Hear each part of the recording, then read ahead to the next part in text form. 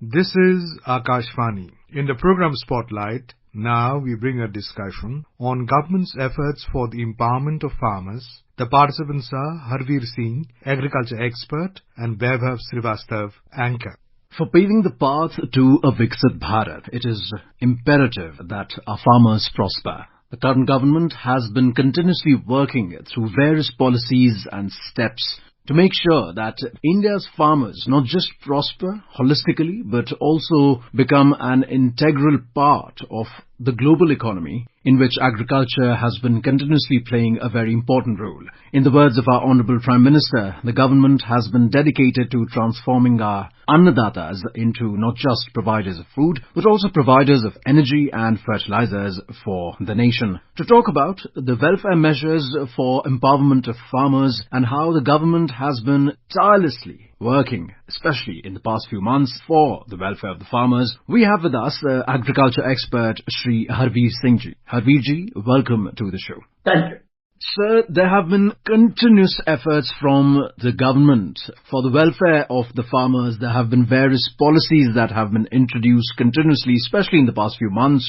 Could you please tell us about these measures, beginning from the changes in the import duties, especially with respect to edible oils? Yes, if we go the recent decision the last few days made by the government regarding the export and import policy of agricultural produce, a significant decision regarding increasing the import duty of edible oil is very important for the farmers, because Kharif harvesting is going just to start, and we have two major Kharif oilseed crops like soybean and groundnut. At the same time, cotton seed is also very important.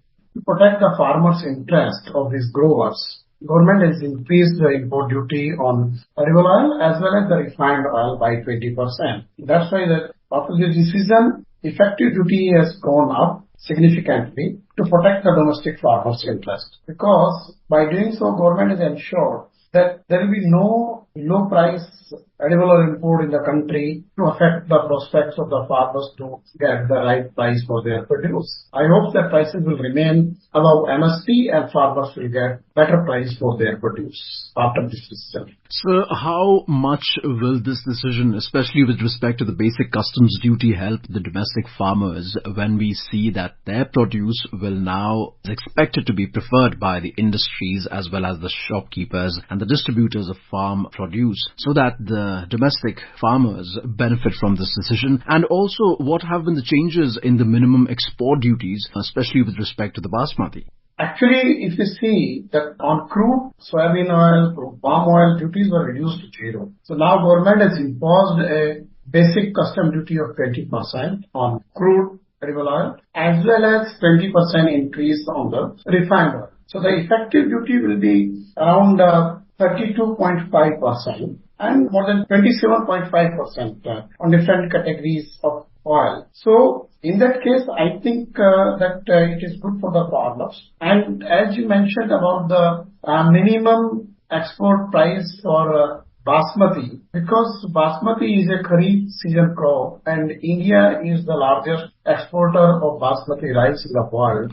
Every year we export almost 50,000 crores value of basmati rice to the world. Now by removing this minimum export price for basmati, basically APIDA issues registration cum allocation certificate to basmati exporters, and there was a condition that any exporter will get this RCSC only when he is exporting at least at $950 per ton. But now this condition has been removed, and it has increased the better prospects for exports as well as the better prospect for basmati paddy farmers to get the good price for their produce. In the next 15-20 days, basmati paddy will start arrive in the mandis. So in that case, it is a very important decision. This decision will make our basmati export competitive in the world. Pakistan is one of our biggest competitor. So I think now our exporters will be in a better position, and if they can make good exports and can make good money, they will be able to pay better price to the basmati paddy producer farmer in the country.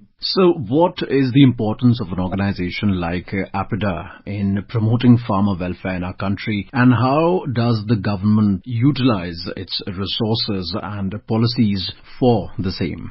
Actually, APIDA is the agency which promotes agriculture and processed food exports from the country, and it's a nodal agency to support the exporters as well as to keep check on malpractice for any kind of export, because we have to be a reliable supplier to the world market, and in that case our quality should also be maintained. One more decision government made with Basmati decision. Government also reduced this export duty from 40% to 20% on onion, as well as removed the minimum export price condition of $550 per ton for onion. And onion is a two-season crop, Kharif and Rabi. So now crop will start arriving in the next few days. So around that time when government is making basically good situation or condition for the exporters. So in that case the farmer in the country will benefit for this export as they will get the better price. So the importance of monsoons has been highlighted in the agricultural scenario of Bharat time and again. And the government has been continuously working towards sustainability in all the fields, including agriculture. Now, with the introduction of Mission Monsoon, which has outlay of 2,000 crores to help create a weather-ready and climate-smart Bharat, which will directly benefit agriculture. How do you think that this Mission Monsoon will benefit the farmers and work for their welfare? Monsoon is very crucial and important for Indian agriculture. Almost 50% of our arable area gets covered by monsoon, and fortunately we are having continuously good monsoon rainfall, and this monsoon season is very good. Our reservoirs are overflowing, and that is also good for not Kharif but for Rabi season also. We will have good availability of irrigation water, and the better predictability of the monsoon or rainfall is very important. This Mission Monsoon will use the advanced technology to basically make the right information available to the farmer as well as the policy maker to plan the right thing at the right time. As you mentioned, that to may enable India to climate smart or climate ready. This climate change is a reality now, and the frequency of these extreme weather events are increasing, so that if we have a better setup, if we have a better information system which will make us to take right call, right decision to protect our crops or to mitigate any risk for agriculture as well as for other businesses also. So that is very important, and now this AI and most advanced radars and weather stations are very important. We have good satellites so that we take benefit of the technology also. So climate ready is the need of the hour, and because vulnerability of this climate change affects very badly to our farmers. So if we have good information, so that government will also take a call at the right time, we can do the better planning to mitigate any risk, or at the same time as now everybody is talking about the climate resilient crops also. Recently Prime Minister released 109 varieties of resilient crops. So we have to be ready and we have to mitigate the risk. So PM Modi's first decision of his historic third term was to disperse 20,000 crore rupees to 9.3 crore farmers under the 17th installment of PM Kisan Nidhi. Along with, as you just rightly said, that he has introduced 109 climate resilient and bio-fortified high-yielding crops have been released. The MSP for Kharif crops has been increased for the 24-25 season, and farmers are to receive 2 lakh crore through MSP in a major boost to income security. Along with tackling the weather changes or the vagaries of the weather, as I would like to say, how do you think these steps of putting in more money directly into the hands of the farmers without any involvement of the middlemen will help the farmers in not just sustaining their families but also going a long way in yielding more crops? This Prime Minister Kisan Samman Nidhi is a important direct benefit support to the farmers. It goes direct into their hand as a cash incentive, and we have large number of small and marginal farmers. More than 9 crore farmers are getting the benefit of this DBT. At the same time, our MSP and procurement system this is a very big operation in the country, and crores of farmers get benefit of that. As you mentioned, that more than 2 lakh crore will go into the hand of the farmers through this procurement operation, because this MSP and procurement operation is the most crucial thing for agricultural economy. It ensures the income to the farmer, that he or she will get the right price and ensured price, and money will go into their hand. So along with this, as you were talking about the vagaries of weather or climate, vagaries of market, these kind of operations protect the farmer from that, the fluctuation of the prices in the market, because agricultural food prices fluctuates a lot in the market if there is no government intervention. So when government intervenes in the market, it protects the farmer from this kind of fluctuations and uncertainty of income. It ensures the certainty that farmers will get actual price of their produce and at the right time.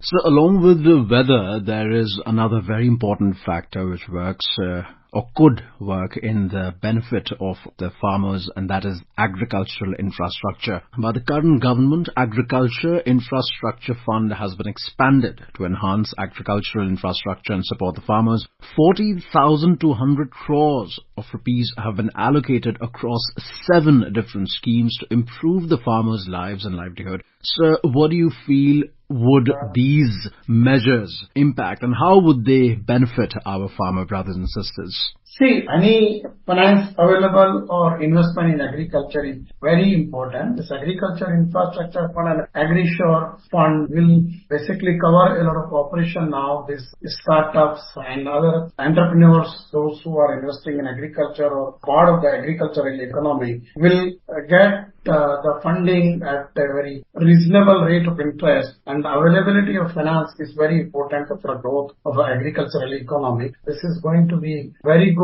positive change and support to the entrepreneur and the agriculture to create better infrastructure in agriculture sector. So another very important area has been the storage of agricultural produce, which is or has been a major matter of concern for our farmer brothers and sisters. 5 integrated aqua parks have been sanctioned or will be shortly coming into service of the nation to strengthen the fisheries sector, and 3 LMT silos developed for wheat storage to reduce grain losses and extend their shelf life. How important or how major these decisions are? Actually, the aqua sector is important for the economy because the growth of the fisheries and aquaculture is very high, much higher than the crop production and it has good value, and we exports. The shrimp farming is very big. In the budget also government made provision for the shrimp producers for investment in machineries related to shrimp farming and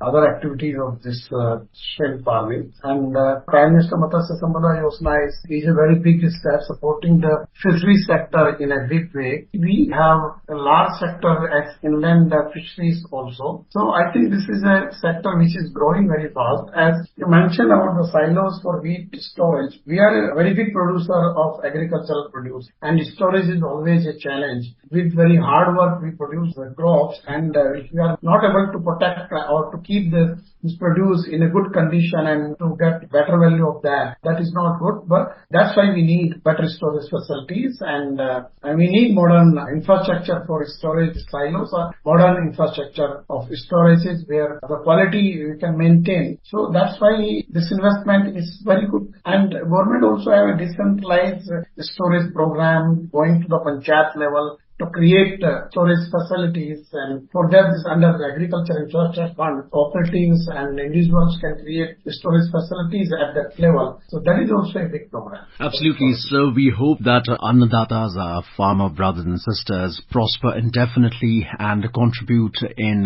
the glorious journey of Viksit Bharat, and all the historic steps taken by the government contribute towards their welfare. Thank you so much for becoming a part of this program on the welfare measures for empowering our farmers. Thank you.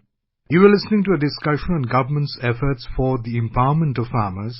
The participants were Harvir Singh, agriculture expert, and Vaibhav Srivastava, anchor. This program was produced and presented by the News Services Division of Akashvani. You can listen to it on a mobile app, News on EIR. This program is also available on our YouTube channel, News on AIR Official. You may share your feedback about this program through email at airnsdtalks@gmail.com or WhatsApp on 9289094044.